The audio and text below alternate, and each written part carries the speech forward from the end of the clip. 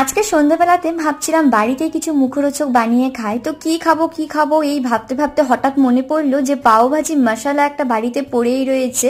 2-3 বার হয়তো বানিয়েছি বড় জোর, আর বানানোই হয় না। তো সেই ভেবে বানিয়ে ফেললাম পাও ভাজি বাড়িতেই। প্রথমে আলু, গাজর, টমেটো আর ফুলকপি সেদ্ধ করে নিলাম। তারপর পেঁয়াজ কুচি করে তাওয়াতে সামান্য সাদা তেল আর বেশি করে বাটার দিয়ে পেঁয়াজগুলোকে হালকা ভেজে নিয়ে দিয়ে দিলাম আদা, রসুন, কাঁচা লঙ্কা বাটা। মশলার কাঁচা গন্ধ চলে যেতে দিয়ে দিলাম সেদ্ধ করে রাখা সবজিগুলোকে। সবকে ভালো করে একটু নাড়িয়ে পাও ভাজি মশলা আর সাথে একটু মটরশুঁটি আর সামান্য জল দিয়ে ঢাকা দিয়ে বেশ খানিকক্ষণ রেখে নামিয়ে নেওয়ার আগে এক গাদা বাটার দিয়ে নামিয়ে নিলাম।